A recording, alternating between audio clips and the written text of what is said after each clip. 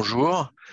Bonjour et bienvenue à tous dans ce webinaire qui, j'espère, sera l'occasion de démarrer de nouvelles collaborations. Donc, je me présente, je suis Benoît Thiroir, j'ai 49 ans, je suis directeur incubation et open innovation à IFP Énergie Nouvelle. Et donc, je vais vous présenter les différents dispositifs aujourd'hui que IFPEN met à disposition des startups et des PME pour les accompagner dans leur développement d'innovation. Donc, normalement, vous devriez tous voir mon écran si tout se passe bien. Alors, je vais vous expliquer un petit peu comment va se dérouler ce webinaire. Je vais, moi, vous présenter d'abord un petit peu IFPEN et puis je serai accompagné de différentes personnes pour vous présenter les dispositifs d'accompagnement sous différents points de vue. Donc, je serai accompagné de Léna Brunet-Hérard, qui est responsable d'innovation pour la région Île-de-France, qui est à IFPEN, de Maxime Jean, data scientist à IFPEN, qui lui a une longue expérience dans l'aide aux PME. Et puis, nous avons la chance d'accueillir deux patrons de PME et de start-up, Maxime René de la société IceApp et Olivier Pernaud de la société Soclema, qui ont très gentiment accepté de venir témoigner de leur partenariat avec IFPEN. Donc voilà pour le programme de ce webinaire. Alors, ce webinaire, il va se dérouler en 4 phases.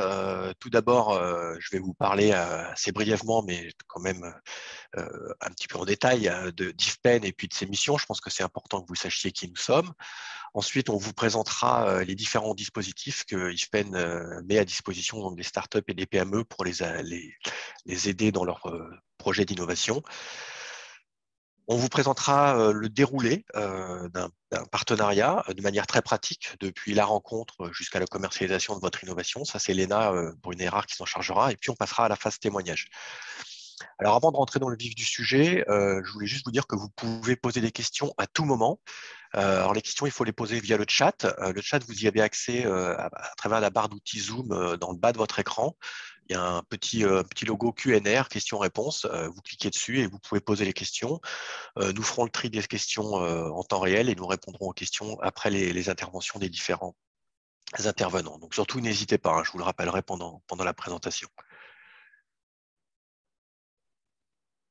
Alors, je vous propose dès maintenant d'attaquer par la description d'IFPEN et de ses missions. Alors, pour bien comprendre IFPEN, il faut voir que, bien sûr, IFPEN est un acteur de la recherche et de l'innovation en France. Nous agissons dans 3 domaines, dans la transition énergétique, dans la mobilité durable et puis dans divers sujets d'environnement, vous le verrez. Mais pour bien comprendre, il faut comprendre qu'IFPEN en fait a 3 facettes. C'est un centre de R&D, et c'est ce dont on va parler principalement aujourd'hui, mais c'est aussi un centre de formation avec un petit peu plus de 400 diplômés par an, et puis un groupe industriel. Vous en verrez un petit peu plus sa composition juste après. Alors, IFPEN, c'est un institut de R&D qui a un financement public. On bénéficie dans notre budget d'un peu moins de 50% de notre budget qui vient de l'État. Et cette dotation de l'État, elle est associée à 2 missions d'intérêt général qui nous sont confiées par les pouvoirs publics. La première, c'est de contribuer à l'apport de solutions aux défis sociétaux de l'énergie et du climat. Donc, vous imaginez bien que c'est quelque chose qui nous occupe énormément actuellement. Et puis, la deuxième mission que nous confie l'État, donc au travers des pouvoirs publics, c'est celle d'aider à la création de richesses et d'emplois dans les territoires en soutenant par l'innovation l'activité économique. Et c'est dans ce cadre-là que nous intervenons aujourd'hui et que nous vous présentons ce que nous faisons auprès des startups et des PME. Alors, pour y voir plus clair, on vous propose quelques chiffres. Donc, IFPEN, c'est à peu près 1600 personnes qui sont réparties sur 2 sites. Un site à côté de Paris, à Rueil-Malmaison, et puis un site à côté de Lyon, à Solèze. Et sur ces 1600 personnes, il y a 1150 chercheurs. 1150 chercheurs qui représentent un peu plus de 50 métiers scientifiques et techniques. Alors, je voudrais prendre quelques minutes pour insister sur ce point-là, sur la pluridisciplinarité des métiers à IFPEN. Puisque IFPEN est un institut un petit peu particulier dans le paysage français des instituts de R&D. C'est un institut qui a une vocation très appliquée depuis sa création. À IFPEN, tous les projets de R&D, dès le départ, sont pensés comme des projets qui vont avoir un avenir industriel et commercial. Et ça nous a amené, pour être capable de porter les inventions, les innovations depuis le laboratoire jusqu'au marché, à développer un grand nombre de métiers. C'est pour ça que nous avons plus de 50 métiers scientifiques et techniques qui sont hébergés à IFPEN. Et c'est cette diversité de métiers que nous mettons à disposition des sociétés que nous accompagnons. Très concrètement, si vous avez un problème technique, on peut facilement mettre autour d'une table 2, 3, 4 corps de métiers différents pour essayer de trouver la meilleure solution à votre problème. En termes de budget, IFPEN, c'est à peu près 280 millions d'euros. Donc, je vous le disais, un petit peu moins de la moitié donc financé par l'État et le reste par des retours industriels. Dans ces retours industriels, la grande majorité en fait sont des dividendes qui viennent de sociétés du groupe IFPEN, hein, le groupe qui représente à peu près 1 milliard d'euros de chiffre d'affaires hors Covid, enfin hors contexte Covid, et puis un peu plus de 4500 collaborateurs. Dans ce groupe, on trouve des sociétés du domaine oil and gas qui ont été créées par IFPEN tout au cours de l'histoire de l'Institut et qui sont des filiales à 100%. Et puis, un portefeuille de participation minoritaire dans des sociétés de la mobilité durable et des nouvelles énergies.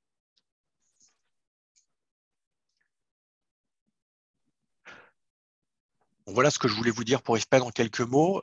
Donc c'est assez court. Donc si vous avez des questions, encore une fois, n'hésitez pas à poser des questions. On apportera les compléments que vous souhaitez pendant la phase de questions-réponses à la fin de ce webinaire. Et je vais maintenant passer à la partie de présentation des dispositifs d'aide aux PME et aux startups. Alors, ces dispositifs, ils se déclinent sous deux formes de partenariat. Un partenariat que nous appelons Boost and Link et un partenariat que nous appelons Corporate. Donc, je vais vous donner un petit peu les spécificités de chacun de ces partenariats qui diffèrent principalement par le volume d'apport et de R&D qu'on peut faire à votre service. Je voudrais juste, avant de commencer, dire qu'il y a vraiment un objectif commun à ces deux partenariats, c'est celui de vous aider à accélérer vos projets d'innovation. Et l'objectif étant vraiment d'aider la phase de développement technique pour vous faire converger le plus rapidement possible vers l'étape où vous allez pouvoir générer du chiffre d'affaires avec votre projet d'innovation. Ces deux dispositifs, sachez qu'ils existent depuis longtemps, hein, depuis plus de 35 ans à IFPEN, donc c'est des dispositifs qui sont bien rodés, et en 35 ans, nous avons eu l'opportunité d'accompagner plus de 400 sociétés.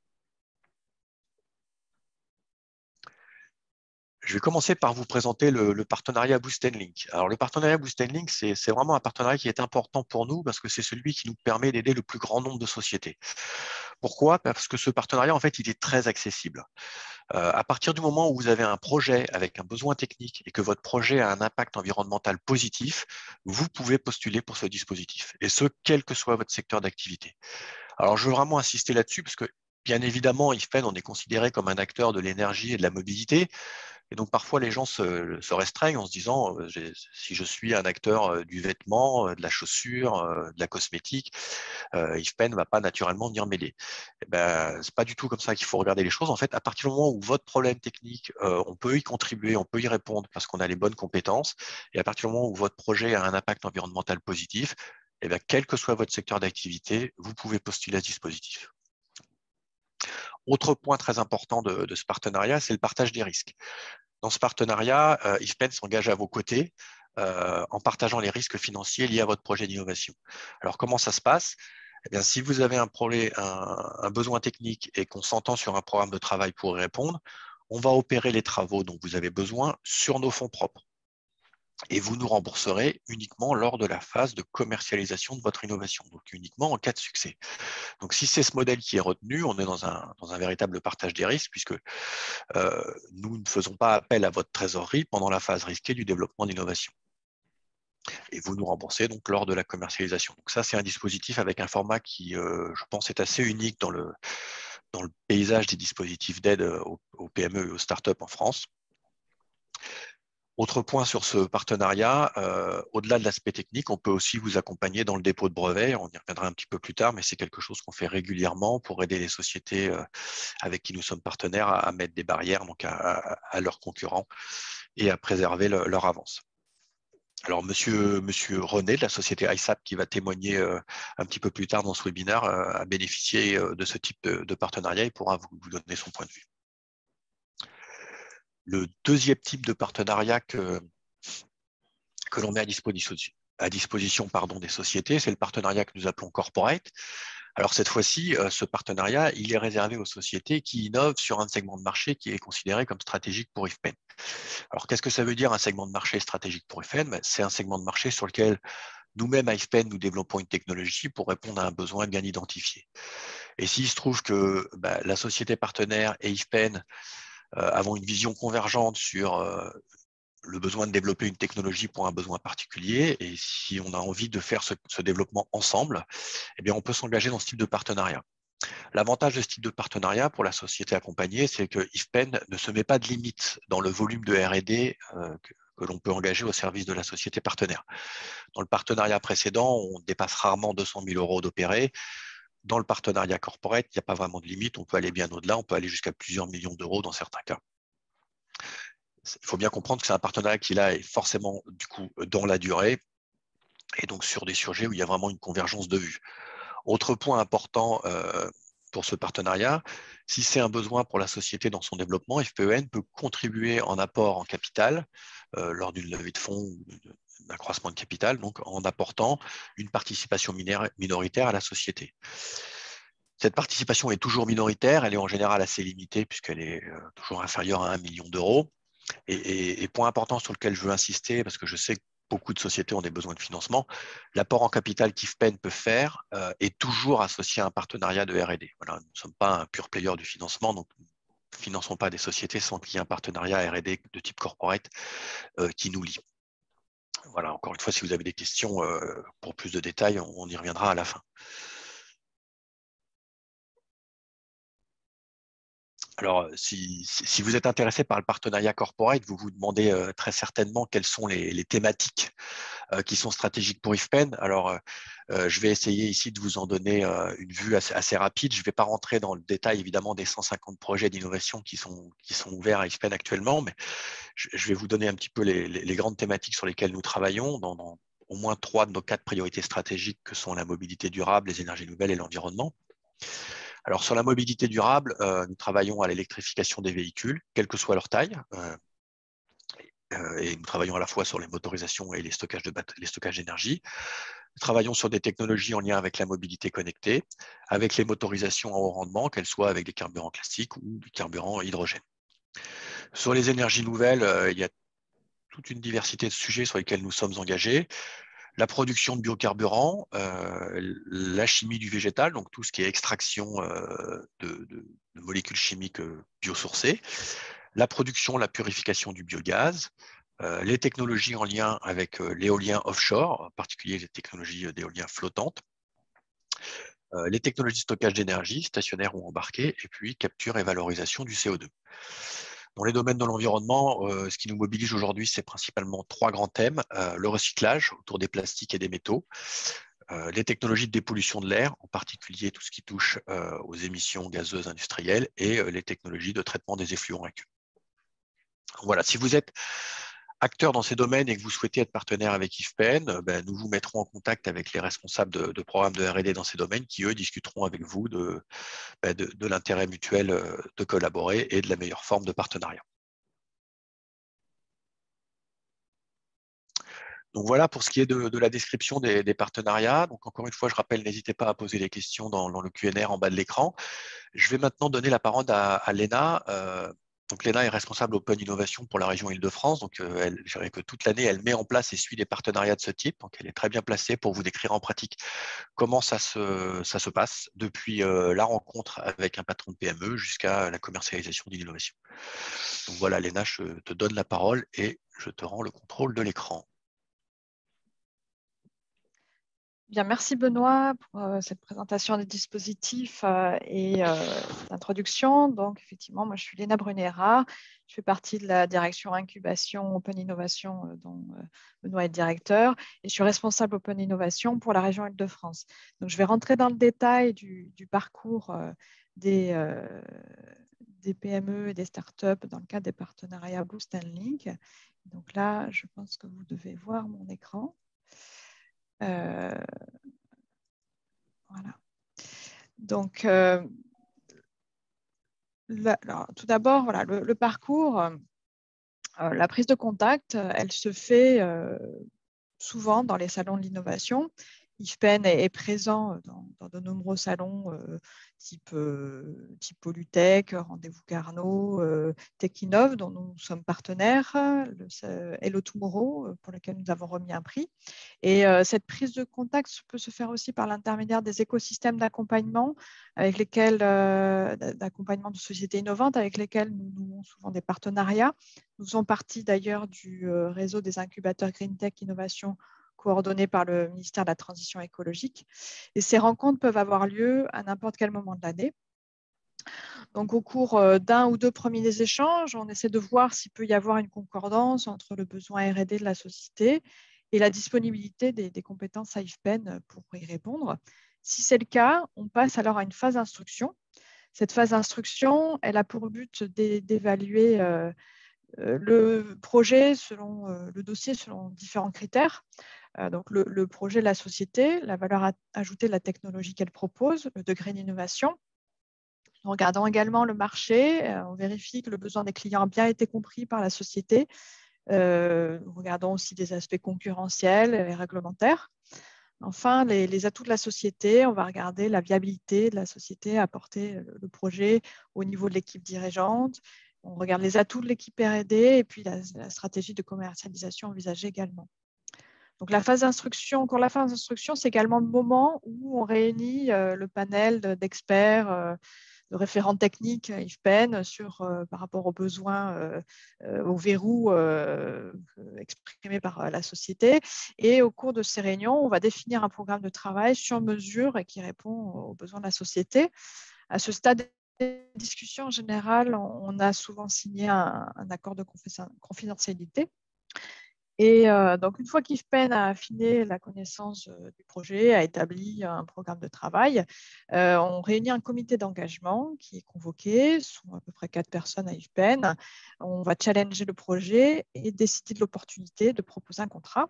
Dans tous les cas, les conclusions de l'évaluation seront partagées avec la société, même en cas de désengagement d'IFPEN. En tout cas, quand nous poursuivons sur un contrat de partenariat, dans le contrat, nous définissons l'engagement de chaque partie sur ses moyens, ses fonds propres. Nous nous mettons d'accord sur le programme de travail, sur les livrables attendus et nous cadrons l'éventuelle définition de brevets. Donc, la collaboration, elle peut se dérouler sur plusieurs mois. Nous le verrons dans les exemples qui vont suivre. Ça peut prendre différentes formes, du conseil, du support avec nos experts techniques, de l'expérimentation, des calculs, la modélisation, la réalisation de POC. Ça peut prendre différentes formes en fonction du besoin et de la maturité de votre R&D.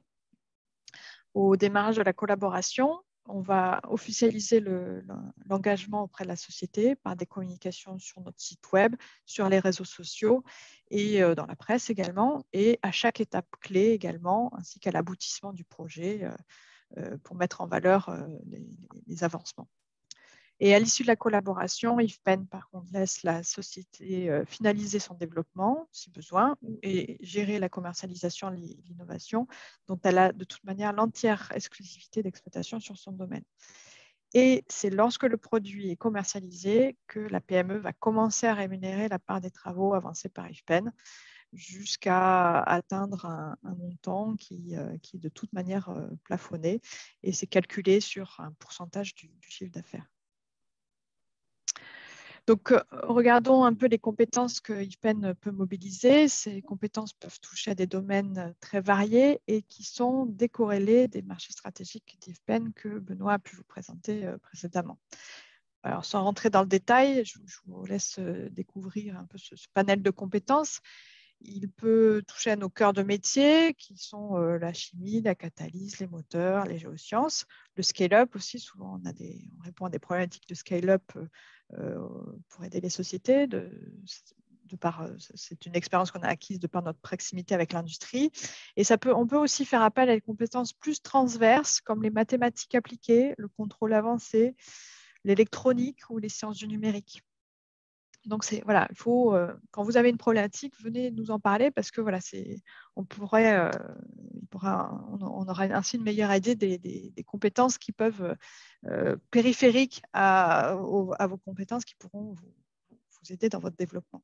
Ce qu'il faut retenir, c'est que les moyens IFPEN couvrent différentes échelles, depuis le laboratoire jusqu'au démonstrateur pré-industriel, et que nous pouvons intervenir à différents niveaux de maturité, pour des études de compréhension de phénomènes jusqu'à l'intégration industrielle.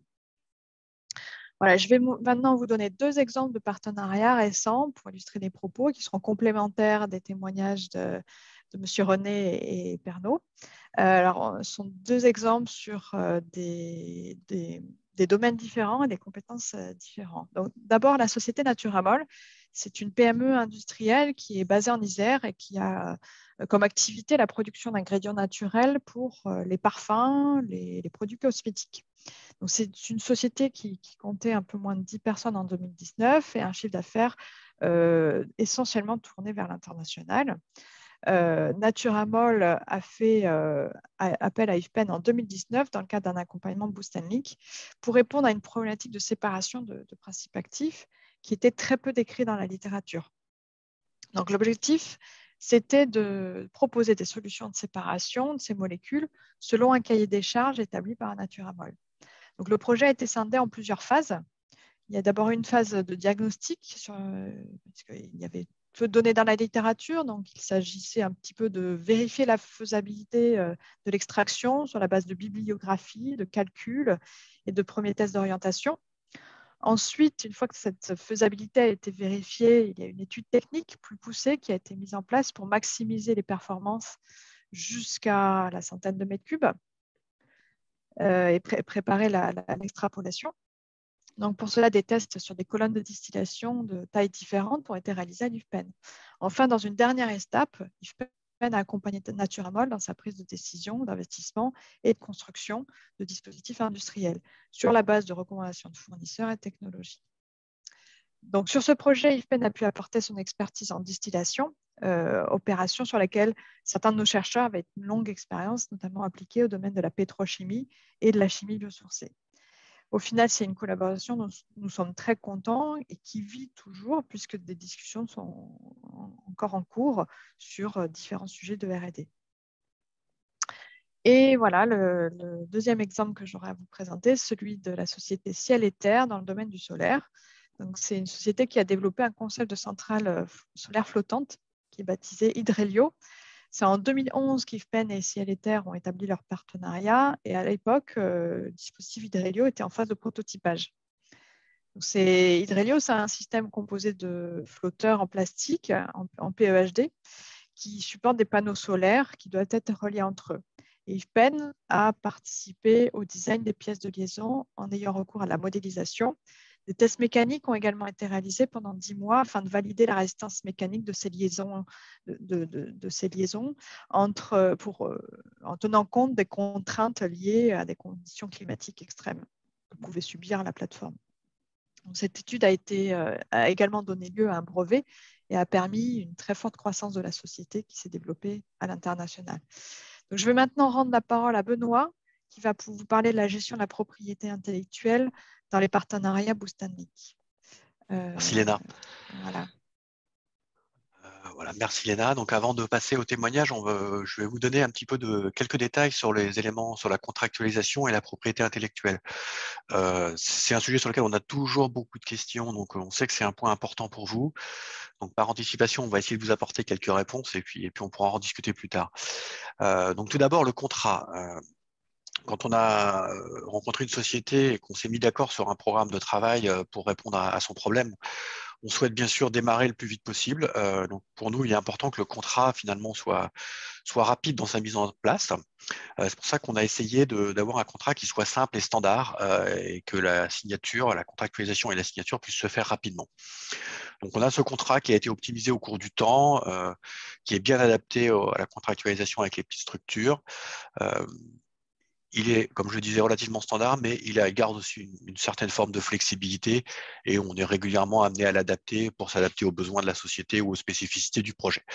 En tout cas, c'est quelque chose que l'on fait très, très rapidement dans la majorité des cas. Et puis, comme l'a dit Léna, le point clé de ce contrat, c'est bien sûr que la société accompagnée a l'exclusivité de l'exploitation des résultats du partenariat dans son domaine d'activité, ce qui est tout à fait naturel. Concernant les brevets, dans le cadre du partenariat Boost and Link, où IFPEN opère sur ses fonds propres les travaux dont a besoin la société, les brevets qui sont issus des travaux réalisés en commun sont codétenus, donc à 50-50 entre IFPEN et la société partagée. Alors, l'avantage pour la société d'être dans ce schéma, c'est que IFPEN mobilise son propre département de propriété industrielle, pour rédiger et déposer les brevets. C'est un département qui est très expérimenté, puisqu'IFPEN dépose plus de 180 brevets par an et entretient une famille d'à peu près 10 000 brevets vivants en portefeuille. Donc, cette équipe se mobilise pour déposer le ou les brevets. Les frais sont partagés puisque nous sommes copropriétaires, donc IFPEN prend à sa charge 50% des frais de dépôt.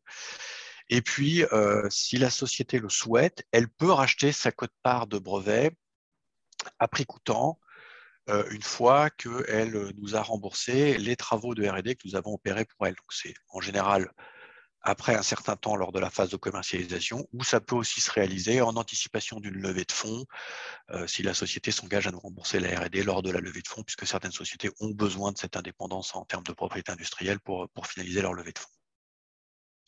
Donc voilà pour vous donner quelques éléments de réponse. Avant de passer au témoignage, je voudrais faire un bref résumé de pourquoi faire appel à nous. Donc avant tout, il faut faire appel à nous si vous avez des besoins techniques et scientifiques pour réaliser des projets d'innovation à vocation industrielle. C'est vraiment ce que nous savons faire de mieux. Et puis nous verrons comment les différents métiers que nous hébergeons peuvent vous aider. On pourra aussi vous aider, comme vous l'avez vu, pour consolider votre propriété industrielle. Et ce qu'on va essayer de faire à chaque fois, c'est de vous faire gagner du temps dans votre phase de développement, de donner de la valeur à votre innovation et puis de réduire vos risques techniques. Voilà, donc pour vous donner maintenant un angle de vue différent sur ces partenariats et ce qu'ils peuvent apporter, je vous propose de passer à la phase de témoignage. Alors, on a tout d'abord pensé faire témoigner un chercheur à IFPEN, donc Maxime Jean, qui est data scientist et qui a eu l'opportunité de travailler avec différentes sociétés. Donc Maxime, je te donne la parole et je te propose de reprendre le contrôle de l'écran. Merci Benoît. Donc là, j'espère que vous voyez bien l'écran. C'est bon? Très bien. Ouais. Alors, Maxime Jean, donc j'ai étudié à l'école des mines et après à l'ENS avant de rejoindre les équipes de R&D d'IFPEN en tant que data scientist. Et en fait, j'ai eu l'opportunité pendant ces dernières années d'intervenir sur plusieurs projets d'accompagnement de start-up. Et je vais vous en présenter deux, mais essentiellement pour illustrer la diversité des projets sur lesquels on est capable d'opérer. Diversité à la fois en termes de type de start-up, de leur taille, du niveau de maturité des produits que vous êtes en train de développer, du niveau d'expertise que vous pouvez avoir en interne, et puis tout simplement de l'objet social de la startup, allant du développement de produits physiques jusqu'au développement de services à destination des citoyens ou des collectivités locales. Donc, pour le premier projet que je voudrais vous mentionner, c'était le projet SPAD. Donc, il s'agissait d'une startup qui a été fondée par deux associés, l'un au profil business et l'autre que vous voyez sur la photo, Gérard Huss, au profil beaucoup plus technique. Et il avait travaillé pendant des dizaines d'années sur des systèmes industriels pétroliers et en particulier sur des systèmes de transport sur des pipelines d'hydrocarbures.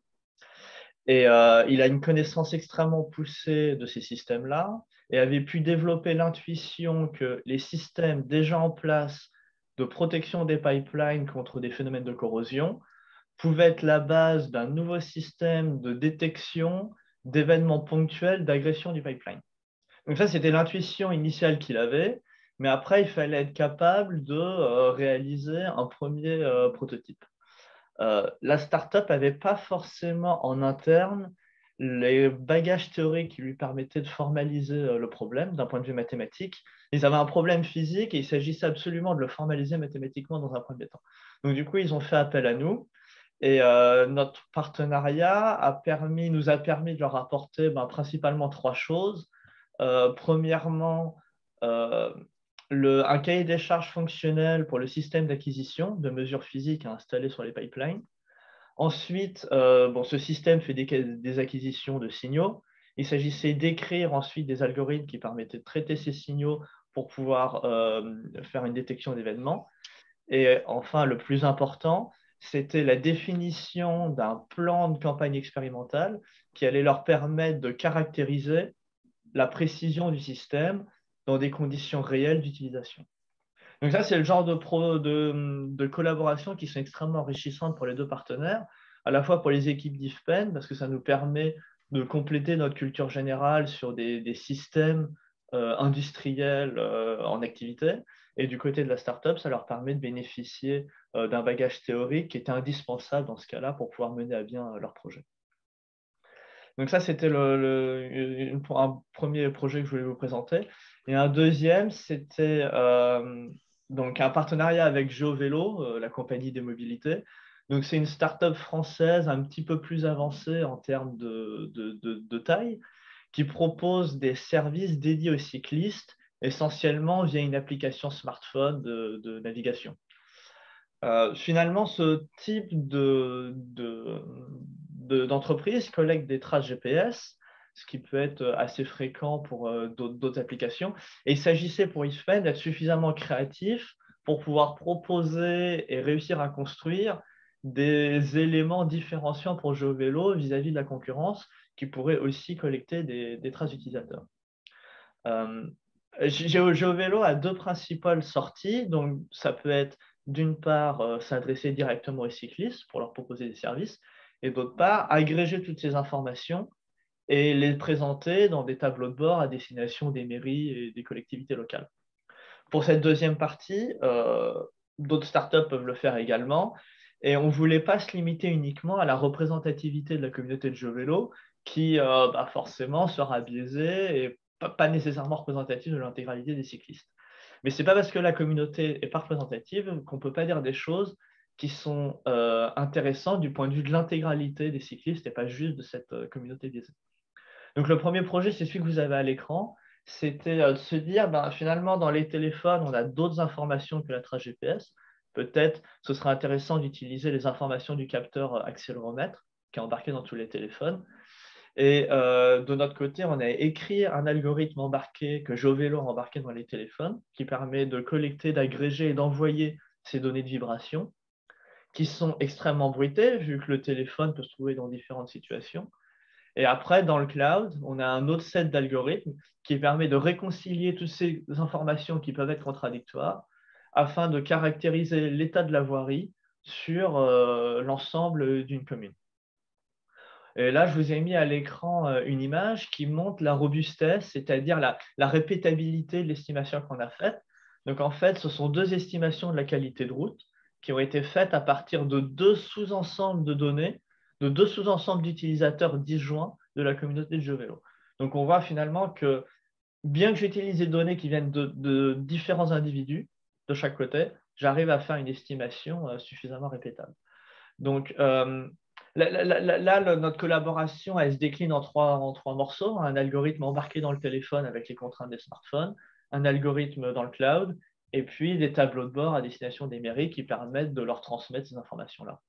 En plus, on a pu déposer un brevet sur cette technologie-là et faire des publications scientifiques qui permettent de promouvoir la technologie de la startup. Un deuxième projet qu'on a fait, c'était un projet d'estimation de flux. Donc, du coup, GeoVélo collecte des traces GPS. C'est assez facile d'agréger ces traces GPS sur une carte pour montrer des flux, mais finalement, ils ne seront que représentatifs de la communauté et pas représentatifs de l'intégralité des cyclistes.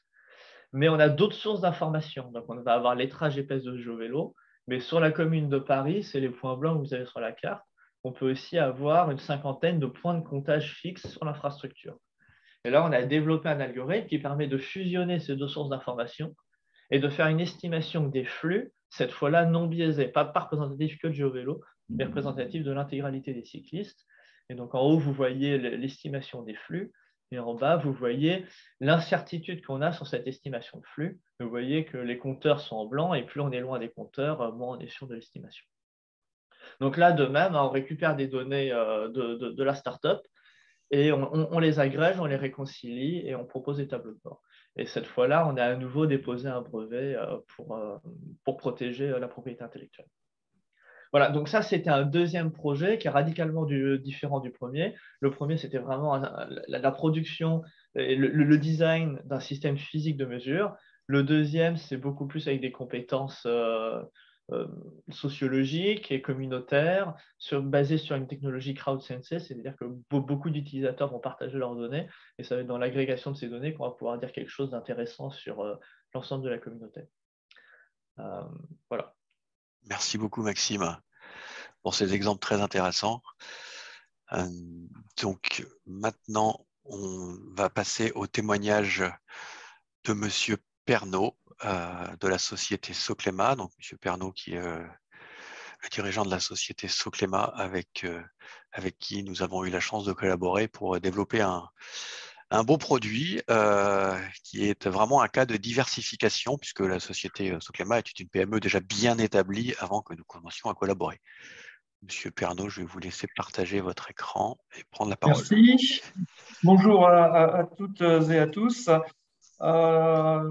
Après, je vais faire une présentation rapide de Soclema et donc après, je vais décrire les étapes de notre partenariat avec l'IFPEN qui a permis donc de développer un nouveau concept de produit.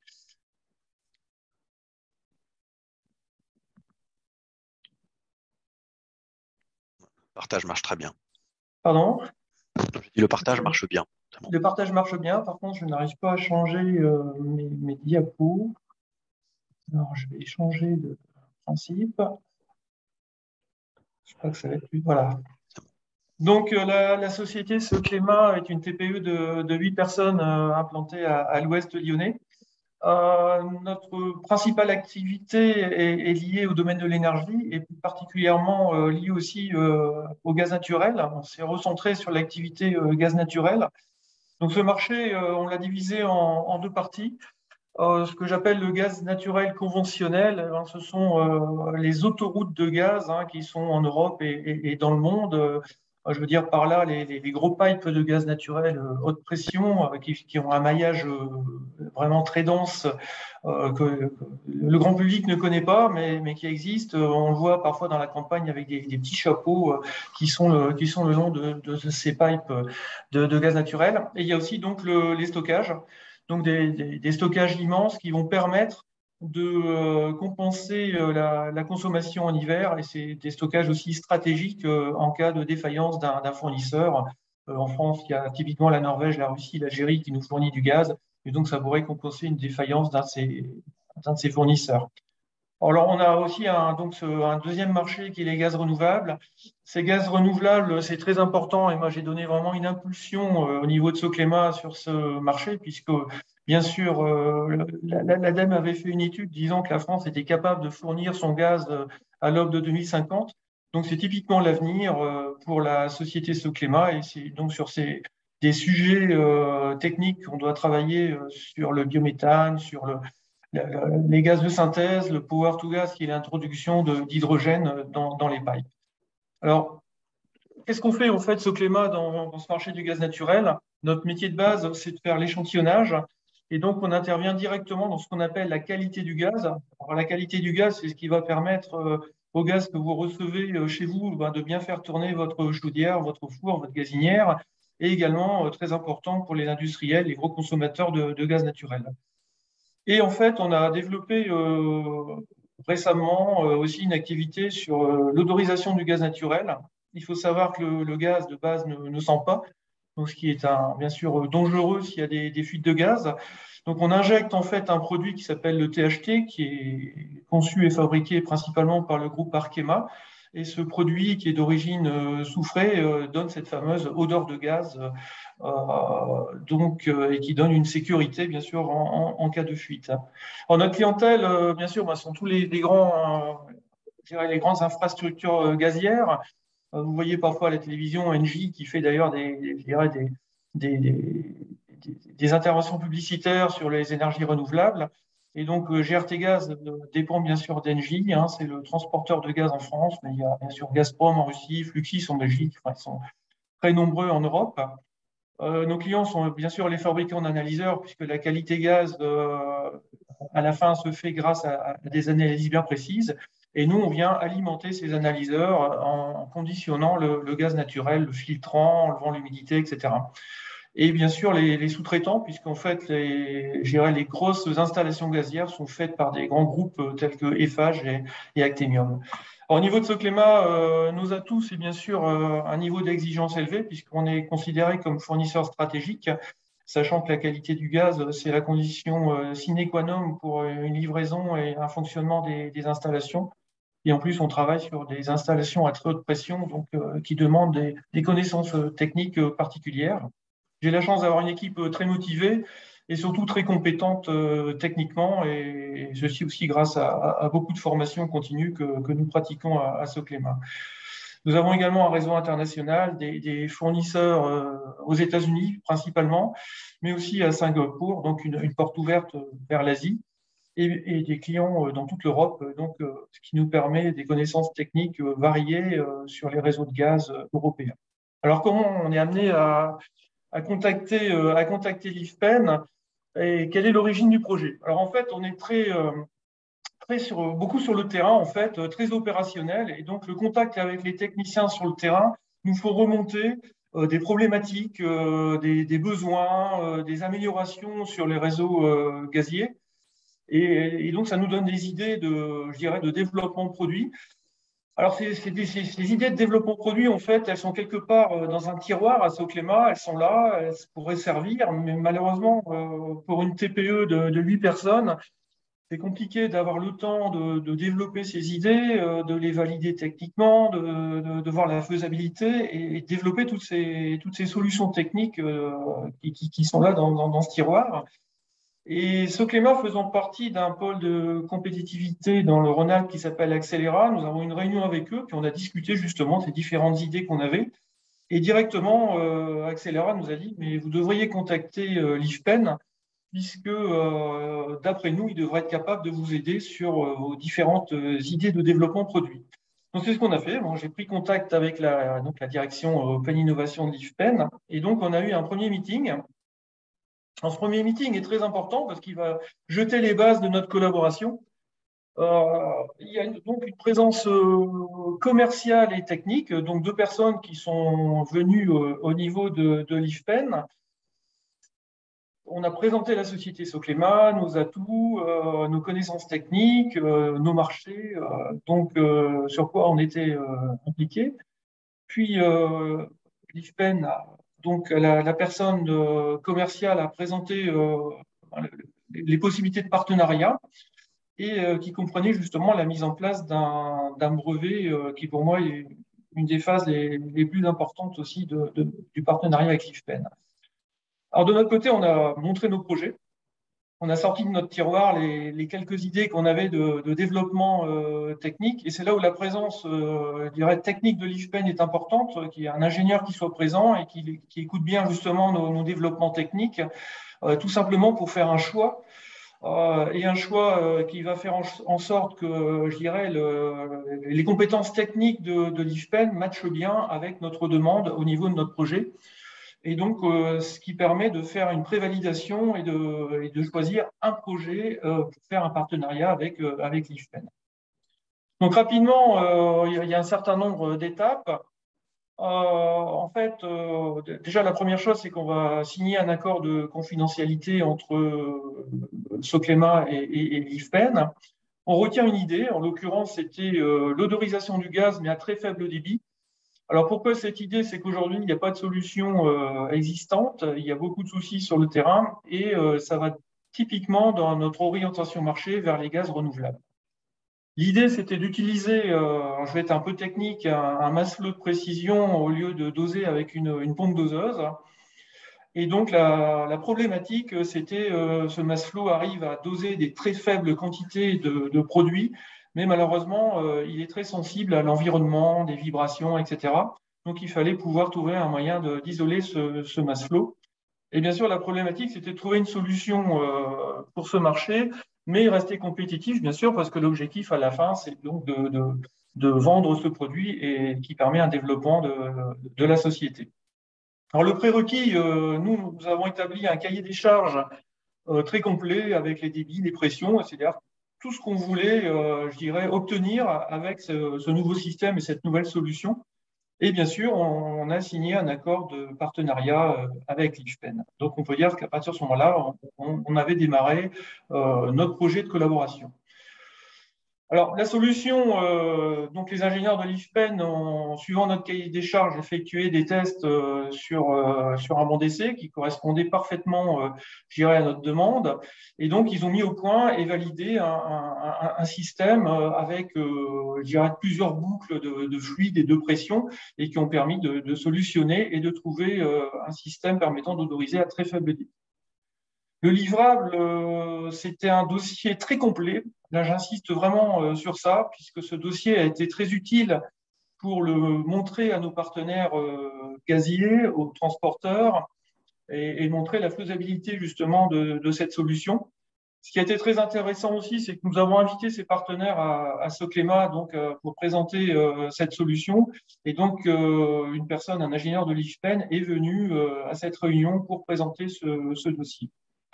Alors, il y a un suivi, puisque après, nous avons fabriqué un système semi-industriel pour pouvoir faire des essais sur site.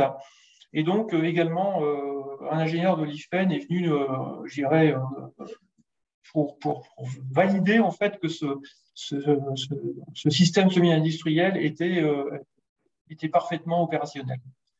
Et donc, le suivi, j'ai mis le dépôt de brevet qui s'est fait, bien sûr, dans la foulée pour protéger ce nouveau système d'autorisation. Alors, en fait, les atouts d'IFPEN dans notre projet, ils sont nombreux. Tout d'abord, j'ai vraiment apprécié, même si nous-mêmes, on a beaucoup de connaissances sur les fluides, on peut dire que les personnes qui nous ont accompagnés à l'IFPEN avaient des compétences dans ce domaine de fluide qui était très important pour notre projet. Bien sûr, les moyens techniques que nous n'avions pas à Soclema et qui ont permis justement de valider la technologie et entre autres un banc d'essai qui correspondait parfaitement au développement de notre système. L'importance du support juridique, j'insiste beaucoup parce qu'une TPE de 8 personnes, c'est très compliqué de rédiger et d'aller jusqu'au dépôt de brevet parce que c'est vraiment un métier très particulier. La rédaction, il faut un vocabulaire, il faut vraiment une méthodologie en fait pour établir le brevet. Il faut vraiment des professionnels pour faire ce genre de dépôt de brevet. Je reviens sur la qualité du rapport d'essai qui était très important justement pour déjà vendre notre système à nos futurs clients. Et je conclurai en disant que globalement, la qualité des échanges était très conviviale et c'était vraiment un plaisir de travailler avec les ingénieurs techniques de l'IFP. Alors, où on en est aujourd'hui, notre prototype, je dirais, a été accepté par GRT Gaz, Teréga, GRDF, les 3 acteurs importants en France, qui ont payé un essai je dirais, en conditions réelles dans leur laboratoire d'Alfortville à Paris. Donc actuellement, notre prototype est en essai et les premiers résultats au bout de 3 mois d'essai sont très très concluants. Donc ça se traduira après ça par un autre essai sur le terrain. Il faut savoir que le process je dirais, d'installation d'un produit sur le réseau gazier est très très long, puisque comme je vous ai dit, il y a des enjeux très très importants, donc le niveau d'exigence est très très élevé. Donc aujourd'hui, écoutez, on est très satisfait de notre collaboration et on a pour projet de recontacter l'IFPEN pour d'autres idées que nous avons en cours. Voilà, je vous remercie de votre écoute et bien sûr, je pourrai répondre à vos questions à la fin de ce webinaire. Merci beaucoup, Monsieur Pernaut, pour cette présentation vraiment très intéressante du partenariat. Il y a Léna qui me dit en parallèle que nous avons beaucoup de questions intéressantes. Donc surtout, n'hésitez pas à continuer à poser les questions. Nous sommes en train de faire le tri et nous y répondrons après le dernier témoignage. Donc n'hésitez pas à continuer. Je vais maintenant donner la parole à Mathieu René, donc, qui est président et fondateur de la société IceApp. Et qui va vous parler, lui, de son point de vue sur le partenariat. Donc là, c'est une société complètement différente, parce que je crois que IceApp était vraiment au tout début de son aventure quand nous avons commencé à les accompagner et nous avons aidé sur leur produit principal. Voilà, donc je laisse monsieur René vous dire exactement ce qu'il en est. Bonjour à tous, donc je m'appelle Mathieu. Il y a environ 2 ans, j'assistais justement à ce webinaire pour connaître les solutions IFPEN. Donc c'est aujourd'hui avec grand plaisir que je peux essayer d'apporter mon expérience et peut-être vous apporter quelques idées pour vos projets. Donc, IceApp est une plateforme de jeu pour sensibiliser les entreprises au changement climatique. C'est né il y a un peu moins de 3 ans. Donc, d'abord, il y a eu la phase de conceptualisation du projet, classique pour toutes les startups, de production du contenu qu'on allait mettre dans notre plateforme, de recherche de financement, de développement technique de la solution Et en 2021, il s'agissait de stabiliser la solution. C'est à ce moment-là qu'on a fait appel à l'IFPEN, donc vous allez avoir l'occasion bien sûr de développer. En 2021, donc on a eu nos premières ventes et l'objectif pour nous 2022, c'est de développer commercialement à plus grande échelle notre solution. Donc, l'objectif global de ce qu'on propose, c'est de pouvoir donner les clés aux collaborateurs des entreprises pour appréhender dans son ensemble l'enjeu du changement climatique et de la transition écologique.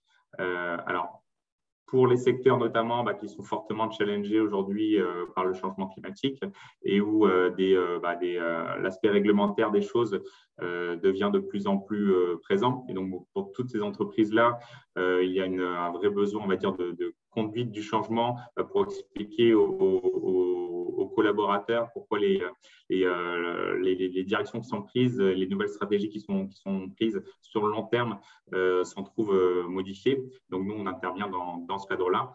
On intervient aussi de manière un peu moins ambitieuse pour des entreprises où simplement l'évolution de la demande évolue dans ce sens également et où il y a un besoin de sensibiliser les collaborateurs sur ces sujets-là pour s'inscrire dans cette nouvelle dynamique. Et donc, pour satisfaire cet objectif, on a décidé d'utiliser le moyen du jeu parce qu'on est face à un sujet qui est assez anxiogène. On parle de plus en plus d'éco-anxiété. Et donc, on s'est dit qu'effectivement, le jeu, c'était un bon moyen pour pouvoir atteindre, notamment dans le milieu professionnel, l'ensemble des collaborateurs, toucher notamment les personnes qui sont plutôt éloignées de ces sujets-là. Et donc, on a embarqué différentes mécaniques de jeu dans notre plateforme. Donc, on appelle ça un serious game. Donc, il y a une enquête où le secrétaire général de l'ONU a été kidnappé. Il faut le retrouver pour pouvoir que la COP26 puisse se signer. On peut défier d'autres équipes. Il va falloir répondre à des quiz. Et donc, le tout en mode compétitif où différentes équipes, différents départements vont se challenger sur une durée d'une semaine, 1 mois, 3 mois. Et donc, avec l'objectif final, effectivement, qu'en ressorte une sensibilisation sur ces sujets-là. Donc, vous trouverez plus de détails sur notre site internet si ça vous intéresse, donc sur aisa.fr, si jamais vous pensez que ça peut intéresser des clients, des partenaires, des personnes, vos proches. Voilà. Et n'hésitez pas à m'envoyer aussi des emails à l'issue de la présentation si vous avez des questions. J'ai identifié quelques références qu'on a eues. Pour vous montrer qu'effectivement, aujourd'hui, on s'adresse essentiellement à des secteurs qui sont fortement challengés par la transition, forcément. Donc, les secteurs de l'énergie, du transport, de la construction, de l'habitat, de l'alimentation, du numérique. Donc, tous ces sujets-là qui sont de plus en plus challengés. Ce sont nos cibles. Ça veut dire qu'il faut qu'on soit robuste dans le contenu qu'on propose. Et c'est dans ce cadre-là qu'on a effectivement décidé de faire appel à l'IFPEN. Alors, pour expliquer le contexte dans lequel, effectivement, on a noué le partenariat avec l'IFPEN, aujourd'hui, notre activité repose sur un actif qui est 2 choses. La première chose, c'est les mécaniques de jeu que je vous ai décrites. Donc, ça a été développé par ISAP. Et c'est le contenu qu'on y a mis dedans. Et donc, dans ce contenu-là, c'est là où IFPEN a été important pour nous. On avait effectivement réuni l'ensemble de la littérature qui existait sur le sujet, ou du moins celle qui était trouvable, on va dire, en libre service. On l'a synthétisé, vulgarisé, mais une fois qu'on est arrivé là, et surtout en perspective de ce que j'ai dit effectivement sur nos cibles, il était important de nous assurer qu'on avait déjà un ensemble cohérent, qu'il n'y avait pas d'oubli majeur, mais surtout qu'on ne disait pas de bêtises dans ce qu'on disait et voir dans quelle mesure on pouvait aussi aller plus loin, avoir une expertise plus importante vis-à-vis de ces clients-là qui sont déjà en général très informés sur le sujet. Et effectivement, nous, à ISAP, on avait besoin d'IFPEN, d'une expertise pour pouvoir aller plus loin sur les sujets qu'on avait développés, pour être tout simplement crédible sur le plan commercial vis-à-vis de nos clients, tout simplement. Et donc, sur les quelques références que j'ai notées tout à l'heure, j'ai entouré en rouge celles pour qui le fait d'avoir fait un partenariat avec l'IFPEN a été un élément important on va dire, dans la signature du contrat. Effectivement, des clients qui connaissent très bien le sujet de transition énergétique. Effectivement, il fallait que ISAP soit partenaire d'un acteur comme IFPEN pour pouvoir leur apporter vraiment quelque chose en termes de contenu.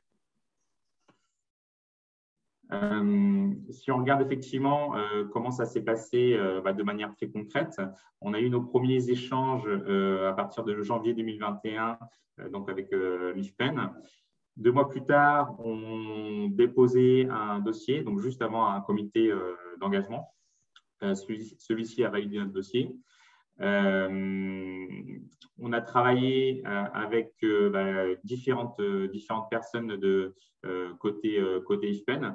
On a travaillé avec des personnes, des experts sur les énergies fossiles, des experts sur les énergies renouvelables, des experts en prospective économique. Donc, on a vraiment sollicité différents services.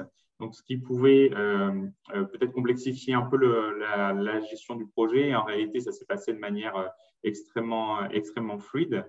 J'aurai l'occasion d'y revenir, mais on est plutôt, je pense qu'on était un très petit projet pour l'IFPEN, et ce sera un de mes messages principaux, c'est que au final, quand bien même le projet était sans doute beaucoup moins conséquent que ce que l'IFPEN a l'habitude de faire, pour autant, on a pu faire un partenariat avec eux. Donc, je pense que faut pas hésiter à se dire, effectivement, je suis pas sur nous, on n'est pas sur de la grosse R&D pour dire les choses simplement. Et pour autant, il y avait un besoin auquel l'IFPEN a pu répondre. Donc, tout ça a fait que le projet a été assez court. Je tiens aussi à préciser qu'on a été pendant tout le projet accompagné par quelqu'un qui a suivi tout le projet de manière très efficace. Nos interlocuteurs ont été aussi on fait preuve de flexibilité parce qu'on avait des impératifs, nous, pour que tout soit délivré début septembre, sachant que la période de juillet-août est toujours un peu compliquée. Les interlocuteurs ont fait en sorte que tout soit livré courant juillet pour qu'on ait la garantie d'être livré à temps. On avait fait une proposition de livrable très précise que j'avais proposée.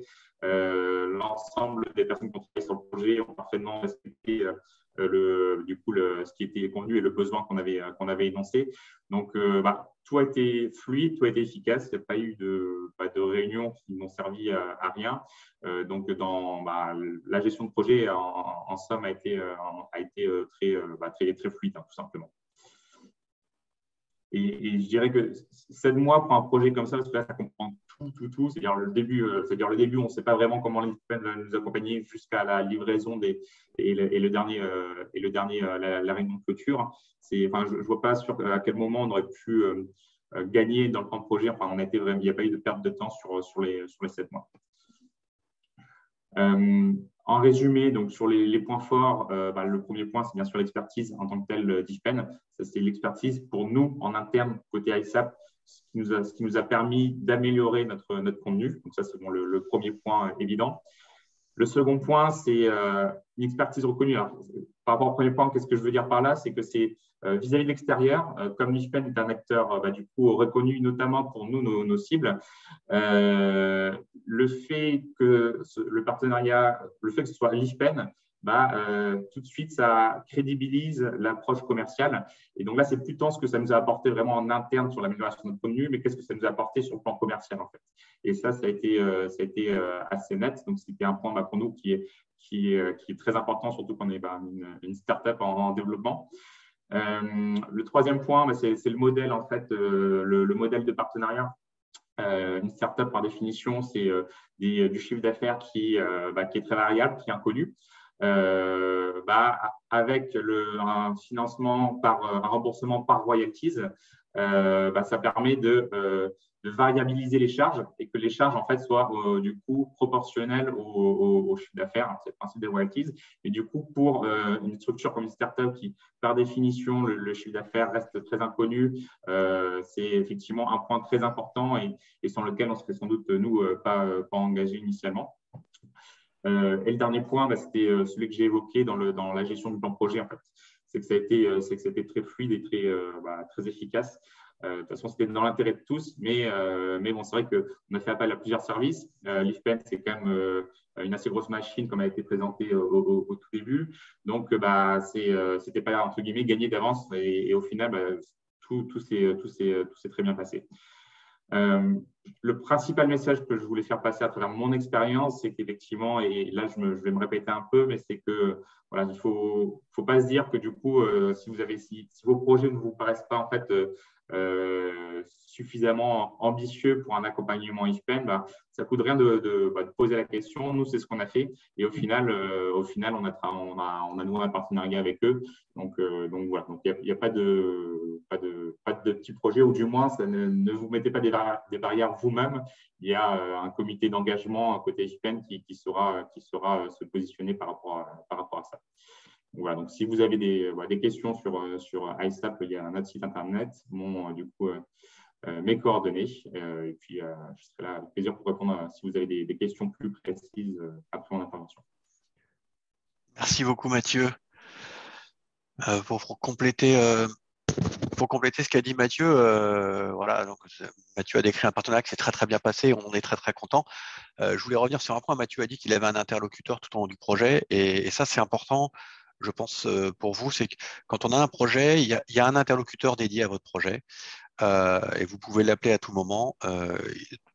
Dans les projets, il n'y a pas que des projets qui se déroulent sans accroc, malheureusement. Il y a parfois des questions, il y a des interrogations, des incompréhensions qui surviennent. Donc, je pense quand même une des forces, c'est qu'on a un interlocuteur qui est toujours disponible et qui va toujours essayer de déverminer le problème pour vous, et sans vous exposer à la complexité d'une organisation qui est beaucoup plus grosse, quoi.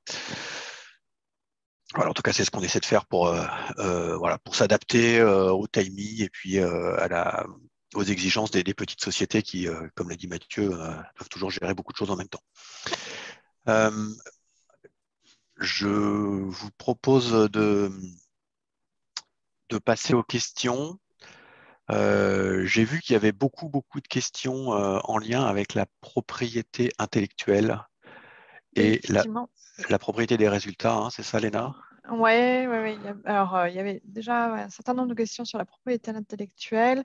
La première, c'était par exemple Jean-Eder Rougagnou qui posait la question à qui appartiendra. Alors, je vais l'afficher la question, à qui appartiendra l'innovation qui sera développée en partenariat? Je crois qu'il y a des sujets qui ont été déjà abordés là après, peut-être que les questions étaient posées, mais il faut peut-être mieux reprendre. Ouais, je vais revenir dessus parce que c'est un point important, et je vois qu'il y a beaucoup de questions comme à chaque fois sur ce sujet.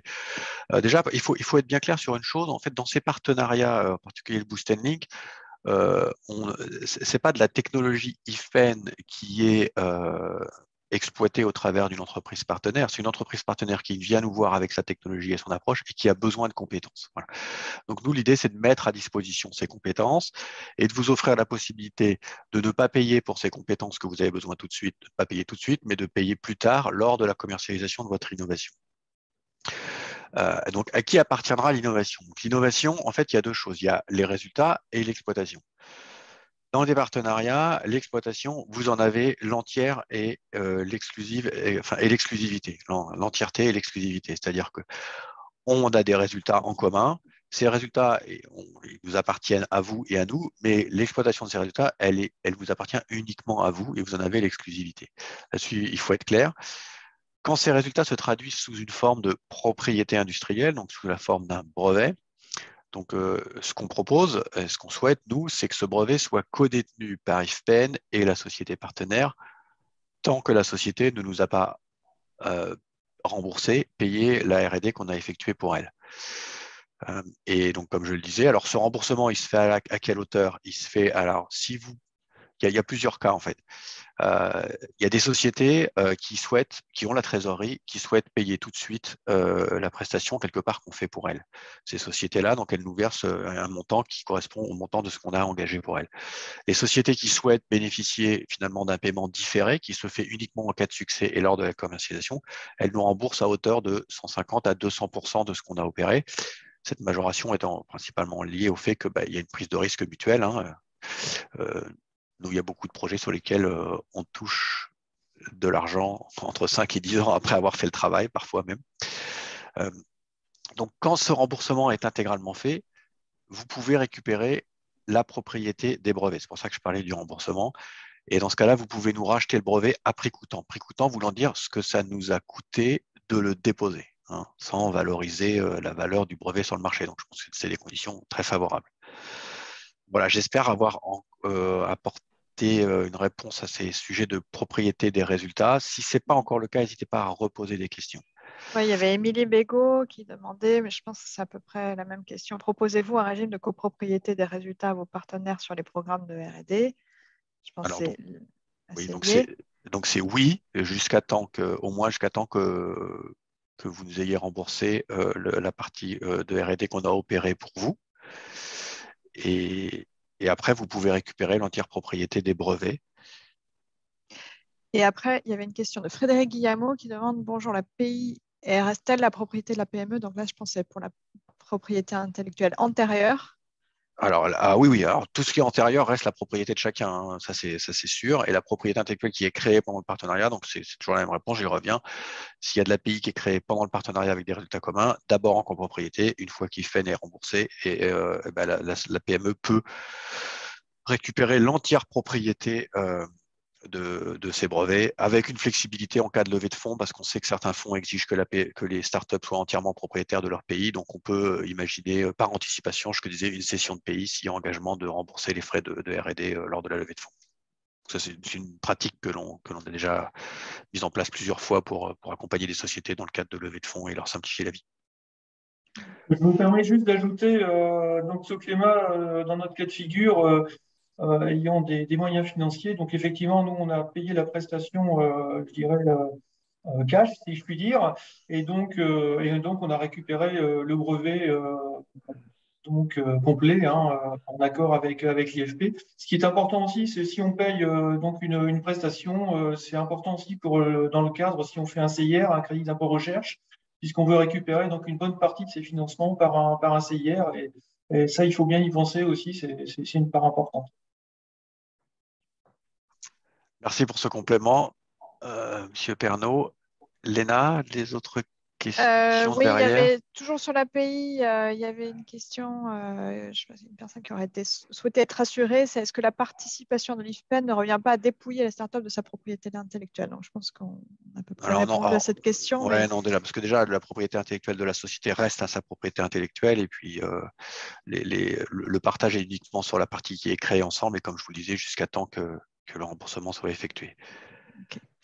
Après, sur les conditions Boost, les conditions d'accès du Boost, il y a des questions. Voilà, Michel Brand qui demande quelles sont les conditions d'accès au Boost and Link. Alors, j'ai vu qu'il y avait des conditions d'accès au Boost and Link, il y a des conditions sur l'enveloppe budgétaire et puis des conditions sur est-ce qu'on peut accompagner les sociétés concurrentes. Donc, et les grandes entreprises. Ouais, donc je vais essayer de répondre à cet ensemble. Donc les conditions d'accès, donc comme je vous le disais, bien sûr, il faut que vous ayez un besoin, il faut qu'on puisse y répondre, ça c'est la première chose. Ensuite, nous, ce qu'on va faire, c'est qu'on va étudier votre dossier. Ça veut dire quoi? On va étudier votre dossier, ça veut dire que on va se faire notre propre avis sur la confiance, enfin notre propre avis sur la capacité de votre innovation à un jour rencontrer un succès sur son marché. Donc on va regarder votre projet, on va essayer de sonder un petit peu le besoin du marché, et puis on va regarder un petit peu les capacités que vous avez vous à conduire votre projet jusqu'à son terme.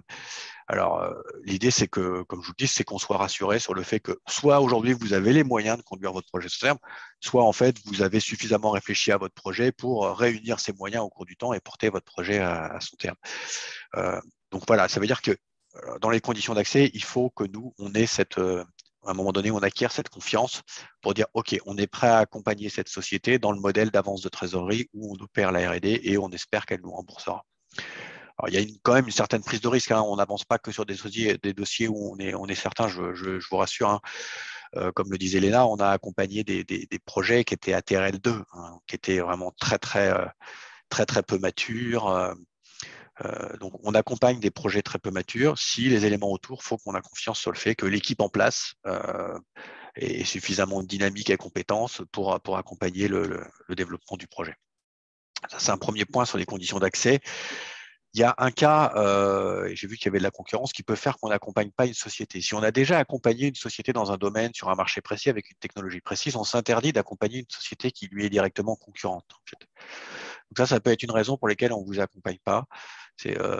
Si on a déjà accompagné M. Pernot avec un système d'odorisation pour le biogaz, on ne va pas accompagner une société concurrente qui va nous demander de développer un système similaire pour une application similaire. Voilà. Donc ça, je pense que vous le comprenez aisément. Donc ça peut être une raison pour lesquelles, alors de temps en temps, il y a rarement une seule société sur un domaine, donc c'est une raison pour laquelle on refuse parfois d'instruire des dossiers.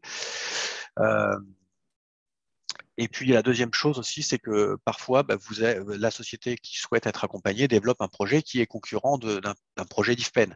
Donc dans ce cas-là, soit les deux entités ont en fait envie de co-développer, et là on passe sur un partenariat corporate et on travaille ensemble, soit les deux entités ne partagent pas la même vision du développement de la technologie ou de son application, et dans ce cas-là, on ne pourra pas collaborer, mais on ne pourra pas vous accompagner non plus, parce qu'on ne va pas évidemment appuyer un projet qui est concurrent à un projet qu'on a en interne. Donc ça, c'est deux cas où il peut y avoir des sujets de concurrence ou de conflit d'intérêts.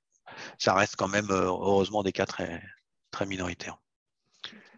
Après, il y a des demandes de précision sur le fonctionnement Boost and Link. Émilie Bégaud qui nous demande, en plus du remboursement des frais R&D engagés par IFPEN, demandez-vous un retour financier relatif à l'exploitation commerciale des résultats de la société?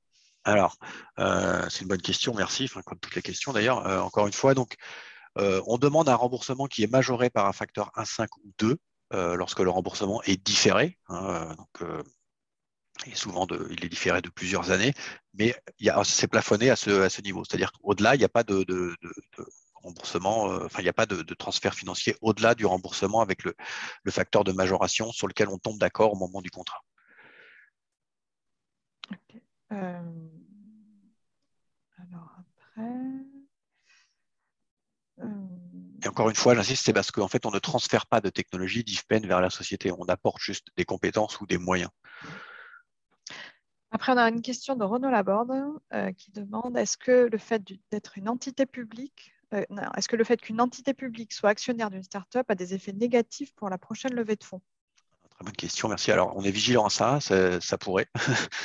Donc, si on prend une participation dans une société, elle est toujours minoritaire. Une des raisons pour laquelle elle est toujours minoritaire, c'est pour cela. En fait, on reste en général inférieur à… De toute façon, il ne faut jamais dépasser les 24-25% qui changent le statut européen de PME, mais même, je crois qu'en général, on essaie plutôt de rester en dessous de 20%. Ce qui est une position d'actionnaire qui est rassurante pour les fonds qui veulent ensuite rentrer et poursuivre le financement de la société. Donc là, on a une expérience, les fonds sont tout à fait OK avec ça lorsque des entités comme IFPEN, le CEA ou d'autres, ou Fraunhofer prennent des parts dans les sociétés, donc c'est autour de 15-20%, c'est acceptable pour eux.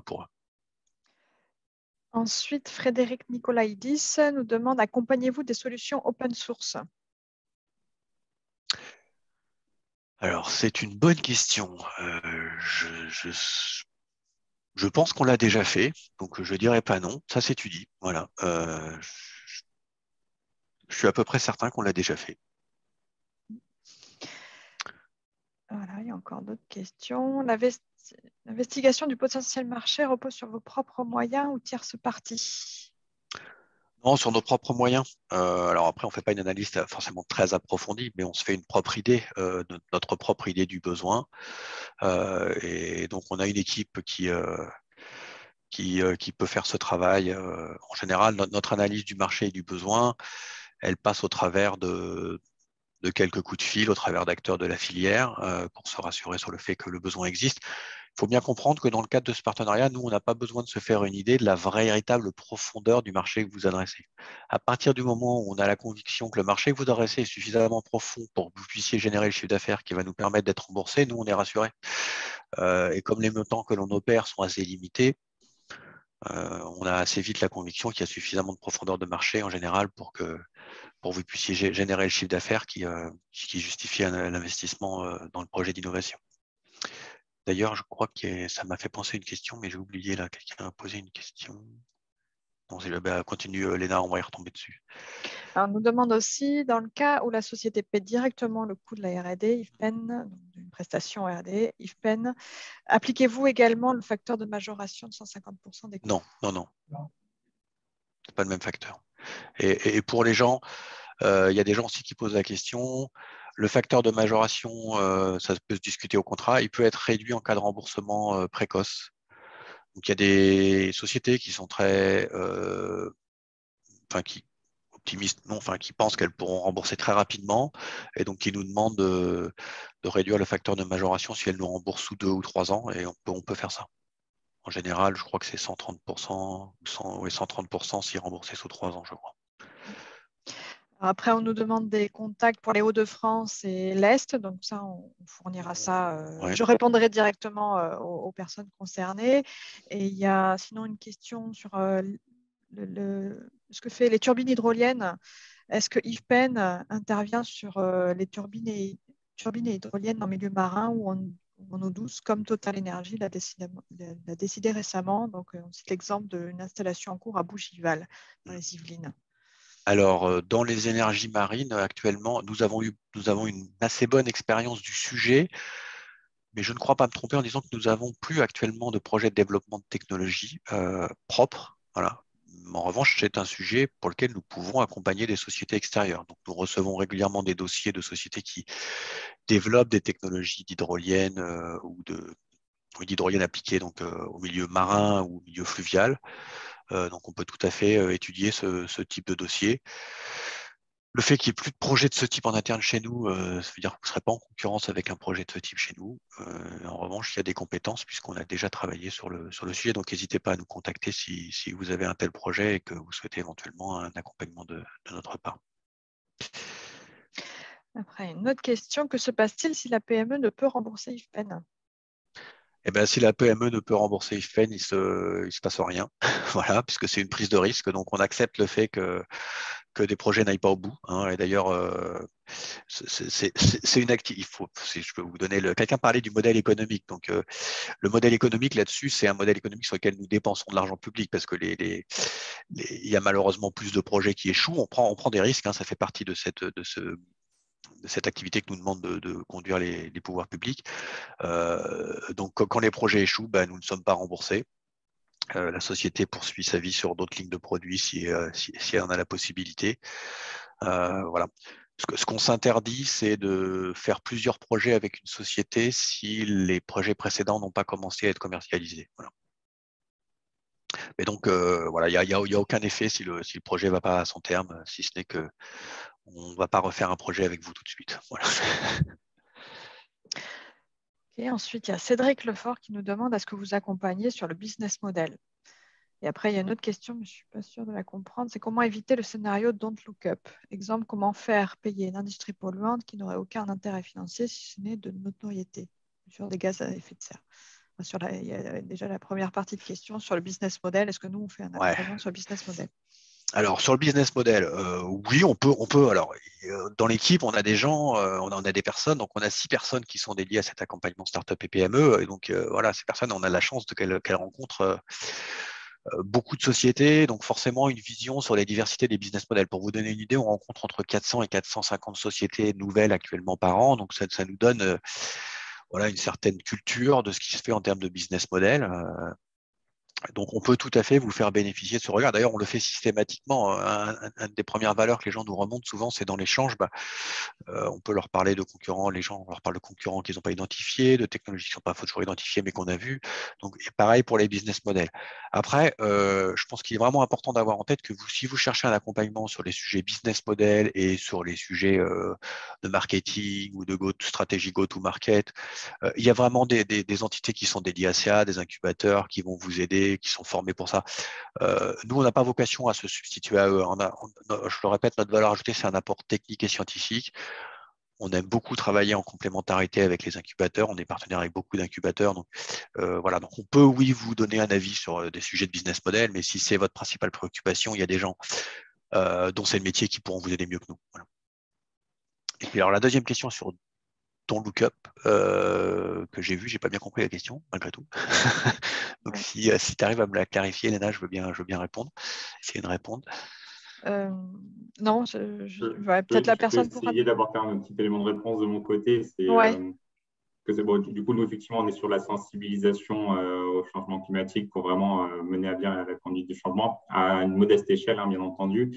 Mais bon, il y a deux leviers par rapport à ça. Il y en a un qui est l'évolution du besoin de la demande, ou aussi et tout ce qui va accompagner ça, c'est-à-dire le discours collectif qui sera pas forcément anxiogène. Donc, dont le lookup y participe, c'est-à-dire on est sur un truc accessible pour tous, avec un discours qui n'est pas un discours scientifique où on va lire des choses très sérieuses comme les articles que font l'IFPEN. Je pense que tout ça, ça participe aussi à faire évoluer les mentalités. Nous, à notre échelle, sensibiliser via du jeu, c'est un peu utiliser ces mêmes mécaniques pour faire évoluer un peu les mentalités. Ça, c'est le premier levier, et qui sera de manière assez certaine insuffisante. Il y a le deuxième qui est le volet réglementaire. Et à titre personnel, je suis assez convaincu que ça passera par là. Et on voit aujourd'hui que les grandes évolutions dans les secteurs qui sont aujourd'hui fortement émetteurs de gaz à effet de serre, c'est parce que le réglementaire est passé par là. Et ça va se poursuivre, ça va continuer.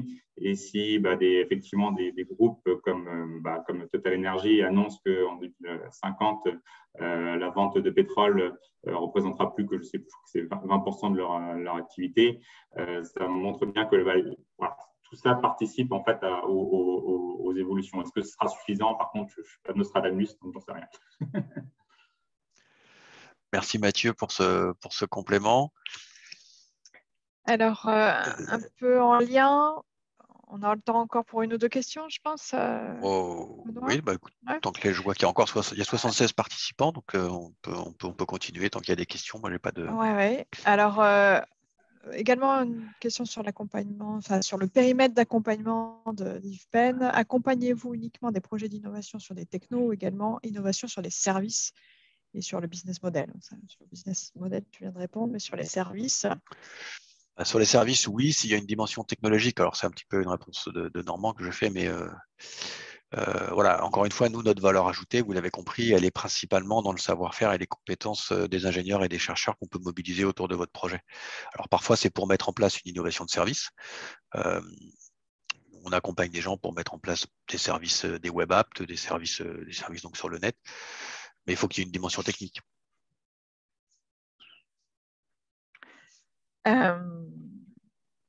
Ensuite, il y a Catherine Loubke qui nous demande est-ce que les royalties sont calculées sur le chiffre d'affaires total de la startup ou uniquement sur la partie du chiffre d'affaires qui concerne la solution développée ensemble? Voilà. Ouais, c'est une très bonne question. Donc, alors ça, c'est une discussion qui est parfois très simple et parfois compliquée. Mais évidemment, l'idée, c'est de se rapprocher, c'est d'être sur le chiffre d'affaires généré par l'innovation sur laquelle on a travaillé ensemble. Voilà. Alors, ça paraît très simple quand on le dit, dans certains cas, à mettre en œuvre, c'est un petit peu plus difficile. Mais voilà, ce qu'on cherche, c'est bien ça, c'est d'avoir un métrique, le taux de remboursement, il va être calculé sur une assiette qui doit représenter quelque part le succès commercial d'innovation sur laquelle on a travaillé ensemble. Voilà, en lien aussi avec les retours financiers, une question d'Émilie Vigo. Appliquez-vous les mêmes modèles de retour financier vis-à-vis de la société sur les partenariats corporate et les partenariats Boost & Link? Alors, c'est une bonne question. Alors, non, ce qu'on a décrit en détail sur les retours, là, concerne le partenariat Boost & Link. Si vous êtes sur le partenariat corporate, ça veut dire qu'on collabore sur un sujet qui est stratégique pour nos deux entités. Et là, tout est ouvert, en fait. Et là, c'est vraiment une discussion avec le responsable du programme R&D chez nous sur le sujet sur lequel vous travaillez qui va faire que vous allez converger vers un modèle de partage de la valeur. Et là, tout est ouvert. Ça va dépendre évidemment de l'apport de chacune des entités dans la solution. Parce qu'en général, si on est sur un partenariat corporate, ça veut dire que ce n'est pas simplement la société accompagnée qui développe la technologie, il y a aussi une part de la technologie qui vient d'IFPEN. Donc, le modèle de rémunération, il est souvent différent. Il inclut souvent d'ailleurs un modèle de licence non plafonné, puisqu'il y a souvent un transfert de technologie d'IFPEN vers la société partenaire qui porte le projet en entier sur le marché. Voilà, je me souviens de la question, j'avais oublié, quelqu'un avait posé la question, est-ce qu'on accompagne des grands groupes? Oui. Oui, on ne s'interdit pas. Il se trouve que le modèle avec avance de trésorerie, il est plus adapté à des sociétés en phase de développement qui souhaitent pas, souhaitent pas consacrer leur trésorerie ou qui n'ont pas toute la trésorerie nécessaire pour développer leur projet d'innovation. Donc en général, les grands groupes sont moins intéressés par ce modèle et plus par un modèle de prestation. Mais il n'y a pas de problème si vous êtes un grand groupe. Les ETI, pas de problème. Et si vous êtes un grand groupe et que vous avez un besoin, on essaiera d'y répondre. Ok. Alors après, j'ai pas mal de demandes de contact sur différentes régions. Et puis, une personne nous demande, Pierre Maccioni nous demande quelle personne doit-on contacter plus précisément pour démarrer un Boost & Link et un partenariat R&D Corporate. En fait, c'est la même personne, mais ça va dépendre des régions. Ouais, là encore une fois, mais c'est une bonne question finalement. Vous n'avez pas à vous poser la question de savoir quel est le partenariat peut être adapté. Alors, vous pouvez avoir une envie. Certaines entreprises viennent nous dire, moi, je voudrais vraiment être un partenaire stratégique d'IFPEN. Mais je pense vraiment le sujet, si vous avez un besoin technique et que vous pensez qu'on peut vous aider, eh ben, on va vous mettre une adresse mail à la fin. Là, vous nous contactez sur cette adresse mail. On vous mettra en contact avec le responsable Open Innovation de la région où vous êtes. Et cette personne-là se chargera de voir si votre projet rentre plutôt dans un partenariat Boost & Link ou un partenariat corporate et vous mettra en contact avec les personnes les plus à même de répondre à votre question, à vos questions. Après, il y a une personne qui faisait une petite remarque, mais qui n'a pas vraiment posé de questions. Je remonte quand même pour que tu abordes le sujet, parce que c'est des sujets sur lesquels on travaille. C'est Michel Albrand qui dit « Nous travaillons sur le train léger autonome de motorisation hybride et électrique full batterie, ainsi que le développement de l'écosystème global. Coût de développement de 25 millions d'euros. Nous cherchons actuellement 1 million d'euros pour le prototype. » Donc, je ne sais pas si la personne nous demande un financement, mais en tout cas, c'est des sujets sur lesquels on travaille. Oui, ben là, encore une fois, il faut rentrer en contact. Alors, je ne sais pas si la question est uniquement sur le financement, parce que c'est une question qu'on a souvent. Est-ce que vous pouvez nous aider à financer un POC? Alors, dans notre partenariat, en général, on ne finance pas, on finance des travaux qui sont réalisés chez nous. Parfois, ces travaux impliquent qu'on ait des dépenses vers l'extérieur, mais on ne finance pas en général des travaux, donc un POC qui est réalisé à l'extérieur par le partenaire. Voilà. C'est un sujet sur lequel on travaille. Alors, on ne le fait pas parce qu'on n'a pas les moyens financiers de le faire. C'est un sujet sur lequel on travaille avec certaines régions aujourd'hui pour essayer d'avoir un partenariat, mais ce n'est pas encore en place, d'avoir un financeur qui permette d'apporter des financements complémentaires à la société pour réaliser un POC.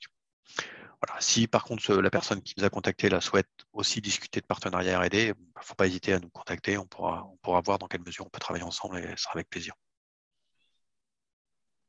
Voilà, écoute, je pense que c'est bon pour les questions. Je ne sais pas s'il y a d'autres questions. Ah, si. Est-ce que IFPEN déploie des compétences dans le domaine des plastiques et des composites? Alors, dans le domaine des plastiques, très bonne question, merci. Donc, dans le domaine des plastiques et des composites, c'est des sujets sur lesquels on regarde aujourd'hui, on fait plus que de regarder, on travaille sur l'aspect recyclage principalement. Donc, on a beaucoup de projets déjà bien avancés sur le recyclage chimique des plastiques, donc pour recycler tous les plastiques qui soient, parce qu'ils sont mélangés ou parce qu'ils sont fortement additivés, ne sont pas facilement recyclables mécaniquement. Et puis, si vous avez des projets pour faire du recyclage de matériaux composites et que vous souhaitez notre aide, on sera très heureux de vous aider. Voilà, ce n'est pas un sujet qu'on traite en interne, mais c'est un sujet qui nous intéresse. On sera très heureux d'aider des sociétés qui s'attaquent à ce sujet. Je pense que c'est bon pour les questions. D'accord, j'ai repartagé mon écran. Est-ce que vous le voyez là? Non, peut-être pas encore. Voilà, vous devez voir mon écran. Donc, en résumé, moi, ce que je souhaitais vraiment vous dire, déjà, je voulais remercier l'ensemble des personnes qui ont assisté à ce webinaire. Je voulais remercier plus particulièrement Monsieur Pernaut et Monsieur René, dont le temps est très précieux, je n'en doute pas, et qui ont accepté de passer ce moment avec nous pour partager leur expérience du partenariat avec IFPEN. Donc, merci beaucoup à vous. J'espère que ça a motivé beaucoup d'entrepreneurs, auditeurs à nous contacter pour potentiellement travailler avec nous. Juste pour vous donner quelques chiffres là, nous avons la capacité d'accompagner une quinzaine de sociétés par an en partenariat Boost & Lean, plus des sociétés en partenariat corporate. Aujourd'hui, nous sommes plutôt à une dizaine de partenariats. Si vous avez des projets pour lesquels il y a un impact environnemental positif, surtout, et que vous avez un besoin technique, surtout n'hésitez pas à nous contacter. Je vais laisser l'organisation du webinaire maintenant reprendre la main et afficher la page de contact. Et de mon côté, sur la page de discussion, j'ai rappelé l'adresse email. D'accord.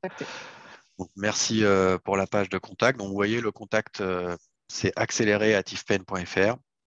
Et à partir de là, on vous mettra en relation avec le responsable Open Innovation de votre région qui se fera un plaisir de discuter avec vous et d'instruire votre besoin. Voilà,